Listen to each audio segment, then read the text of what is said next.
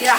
And we appreciate you making the effort to come from Florida, California, New York, Chestnut Hill, and Joni, who just slept in from Waltham.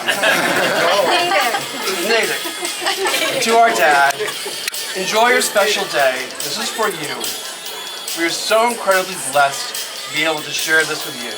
This is an honor and a privilege, and none of us could be happier to be here than we are. Thank you. Thank you. And just a reminder to everyone that there will be a suggestion box as you leave today. Please drop in your ideas on how you think we should spend Dad's 100th birthday. 10 years from today, Saturday, March 4th, 2034. Save the date. Now, my sister Judy.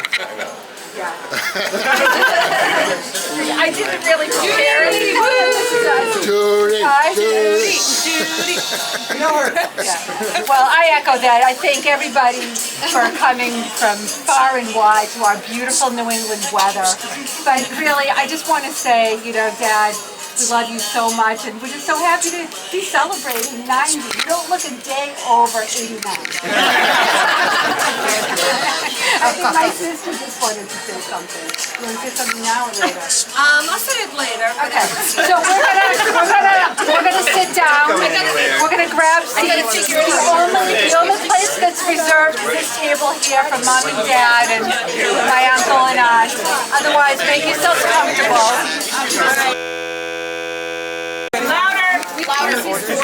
Louder. Okay. I gotta speak louder. We turn the music down? Why am I here? It's my younger brother's birthday.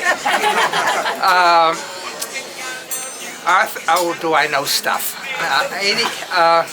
Everybody's, come along after I've come along, but I've known them for 85 years.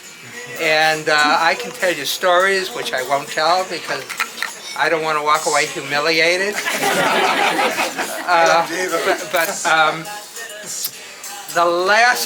The recollection of having a brother 5 years older than you, in which we really didn't get along in those first several years, is that we had doors in our house, our apartment, and every one of them had a hole in it, and the hole was shaped like a silhouette of me going through it. But anyway, it was, so we got evicted from that place. And then we invented another game called Hawk Sock. And the Bruins had a great team in those days, Milt Schmidt, etc. And Hawk Sock was a game which I forget what we used as a puck, but but somebody would stand in a doorway with a shelf from one of our refrigerators, which required us to remove the food from the refrigerator so we could take the shelf out of the refrigerator so we'd have a hockey stick, a stick to so. Then we got evicted from that place. Anyway, having a 5-year older brother was an ordeal. And somehow the 5 years disparity became less and less and less of a factor, and until when 85 and 90 respectively, and it doesn't seem like that much of a difference anymore. So I don't want to go rambling, but anyway, we do have a great history. We're best friends, and I'm glad my family came from wherever they came from. You were the best. Northern California. You were the best man at their wedding, and I was the maid of honor. Oh, that's true. That's right. And we was the best laughed. man. Remember? Yeah, things have evolved because John got married and his dog was the best man. So anyway, happy birthday, Arthur, and I aspire to be your age one of these days. and have all my wits about me. Thanks. Remember, I was the maid of honor.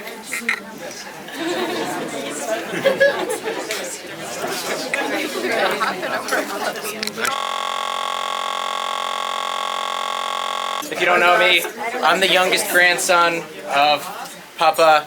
You might know him as Arthur. There's 3 of you that call him Dad. There's others, Uncle Arthur. For now, he's Papa. Everyone know him as Papa now. I'm just looking around, and it's so remarkable to see how many people there are celebrating his 90th birthday.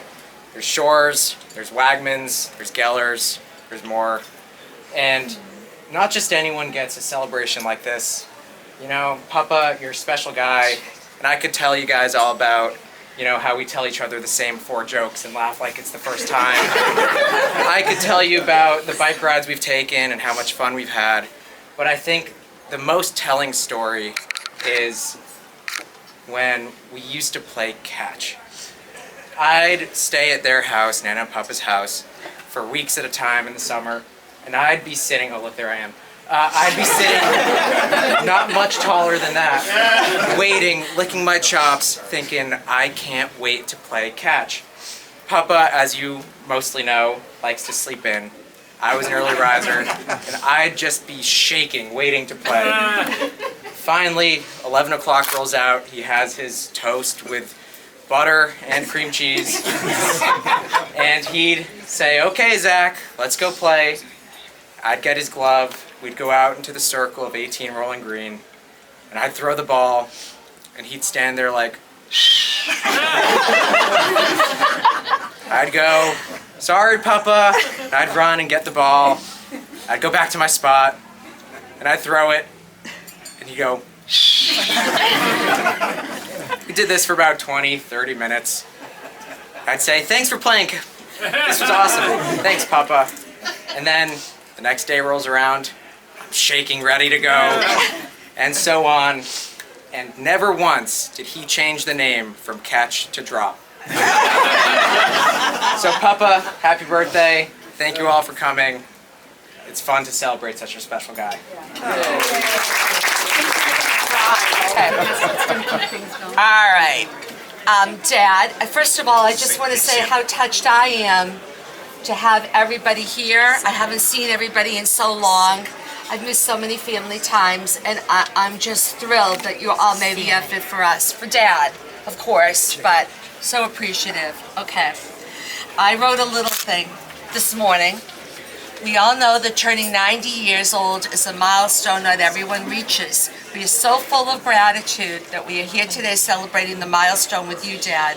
Like every family, we've had our moments, like the time I managed to drive my mother's car, the yellow Gran Torino, to the top of Ingleside Road and somehow ended up landing on top of a snowbank with all 4 wheels off the ground and the motor still going.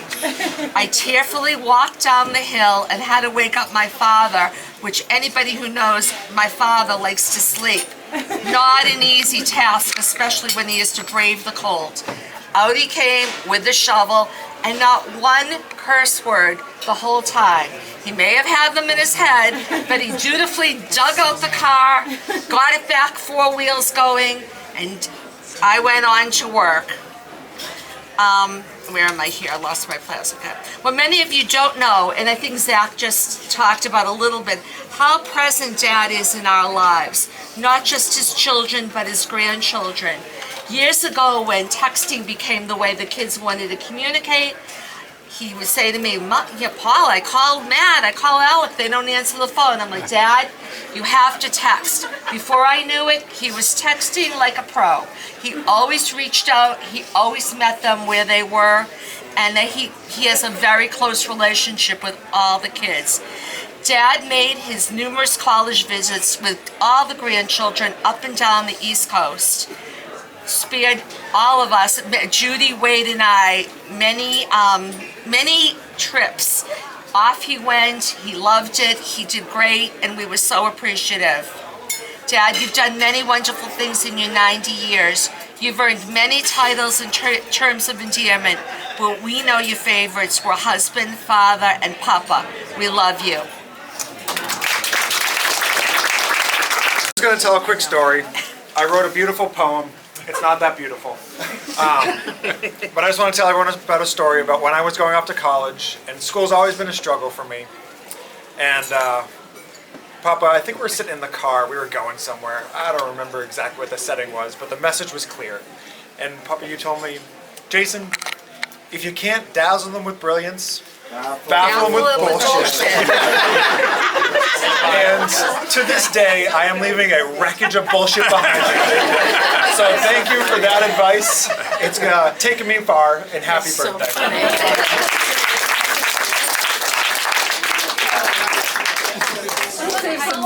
Everybody else is reading from their cell phones. All right, old school. I typed this out this morning on a Remington typewriter, which nobody here remembers. But let me tell you, everything that you have heard here today from my kids, everybody, is absolutely true. I am the greatest thing. Let me tell you something else. On March 15th, 1947, kind of before your times, 11 days after turning 13, I was bar mitzvahed at Temple Beth Hillel in Dorchester. And that evening, my parents threw a lavish party at the Beacon House in Brookline, which I'm sure nobody remembers and knows about. It was a very well-known event venue. There was an orchestra. The women wore long gowns. The men wore tuxedos. Art Rubin. It was elegant. It was beautiful. Very fancy party. And when it was over, I remember thinking to myself, before I die, I am going to have another big party. Well, it took 77 years. But here we are. Welcome to my party.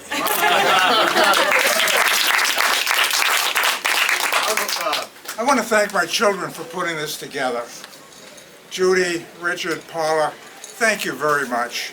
It's greatly appreciated. And I know that it wasn't easy for you to coordinate this whole thing.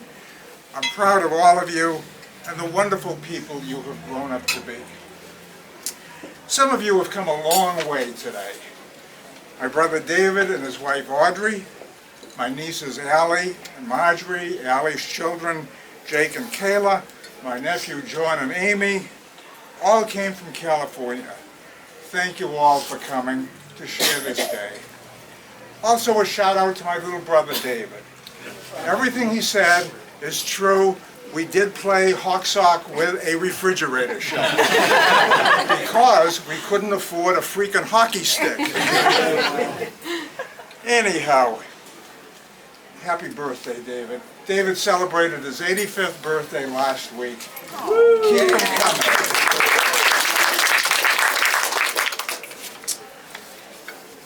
Okay. Thank you. You're welcome.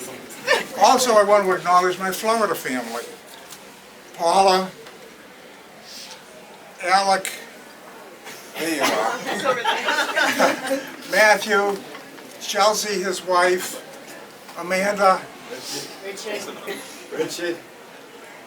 I live in Florida. Oh, that's right, you do live in Florida. I must be getting old. I'm here all the time. Because I'm here all the time. That's true, you do live in Florida. Okay, well, welcome. And of course, my granddaughter Amanda, who now lives in Plymouth. From New York, my sister-in-law Joni's family, Rob and Adriana, their children Gabriella and Ryan. Thank you very much. See, you know what? I have an excuse. I'm old.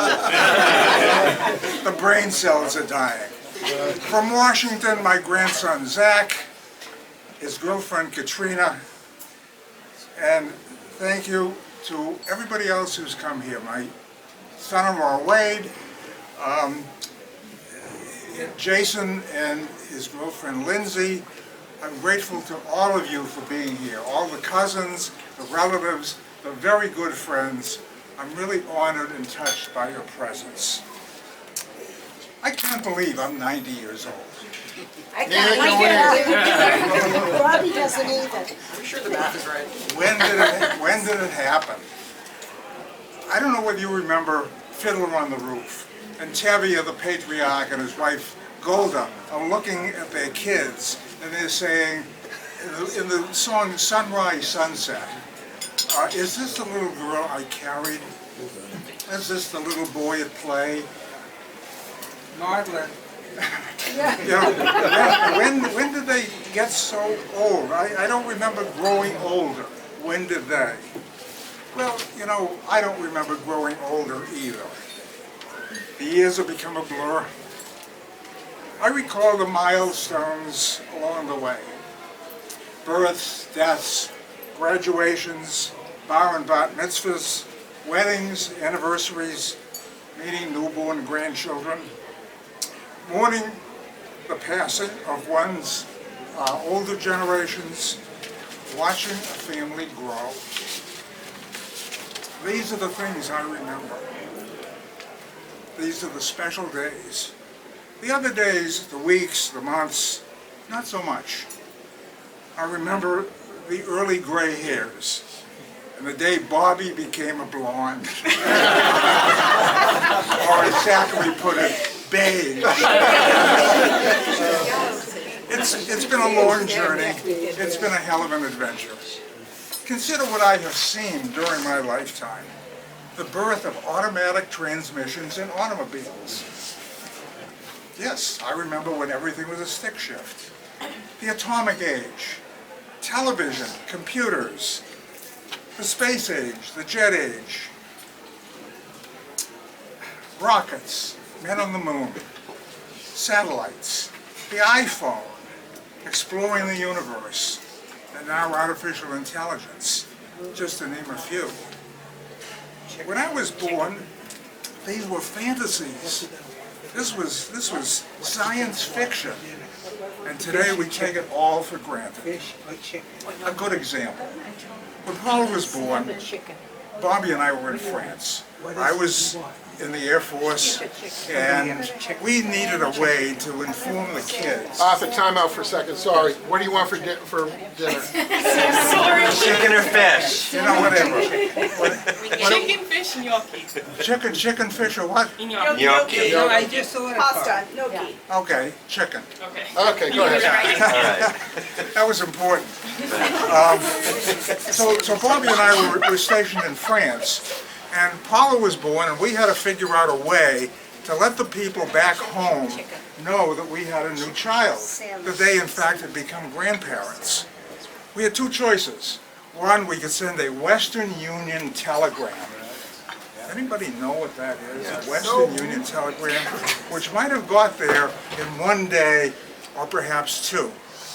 The other choice was, on the base, we had what they call a MARS station. That's Military Amateur Radio Service. And that was our choice. We went to the Mars station and we placed a long-distance shortwave radio call to Race Point in Provincetown, Massachusetts, to another Mars station, who then had to make a long-distance call from Provincetown to Brookline so that we could let the parents know what was going on and that they were, in fact, now grandparents. Compare that with today. A couple of weeks ago, Wade, Judy, their family went to New Zealand on a business vacation trip.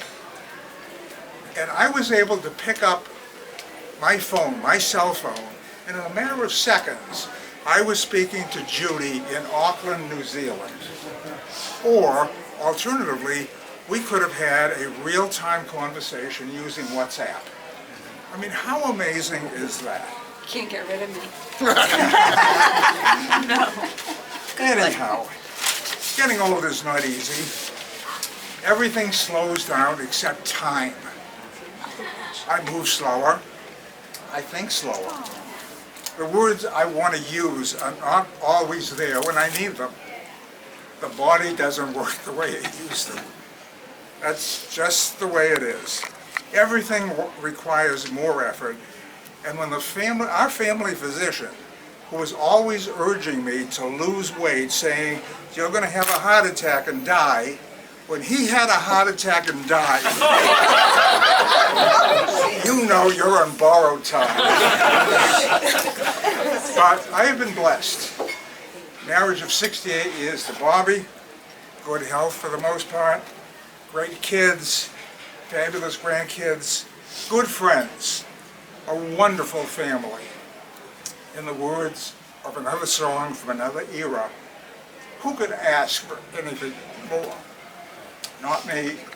So thank you all for being here today to help me celebrate and making this one of my very special days to remember.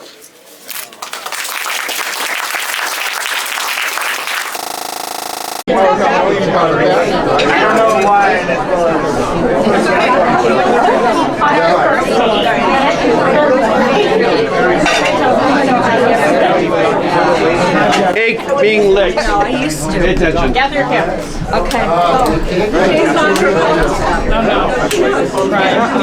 There's none in there. Oh, we got it, we got it. Dad, look at Denise. Dad, look at Denise. It does take a second.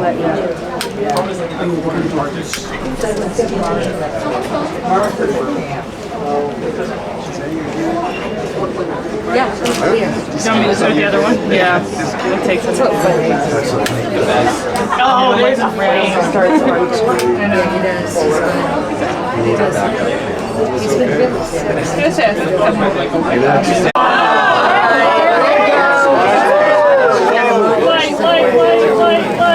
There we go. How's it going?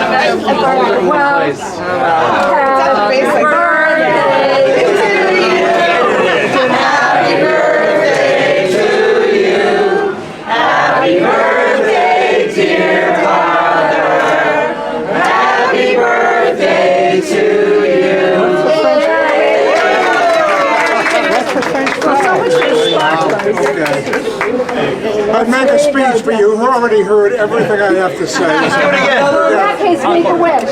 What's the French flag?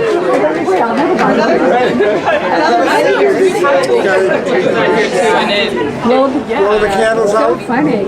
Yep.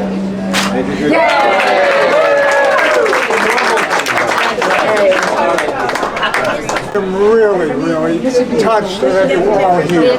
And you all have to be touched to have come here too. So it's just a great occasion. We'll do it again when I turn 180. Thank you all for coming. All right, we're gonna. California, and from DC, and from Florida, and from Natick and Marlboro and Worcester, and where else? New York. And New York, oh yeah, I'm sorry, New York. This is a blessing, it's a mitzvah. So here we are celebrating a mitzvah. I want to thank everybody for coming, but most of all, thanks for being the best in-laws that a guy could ever ask for. Bobby and I.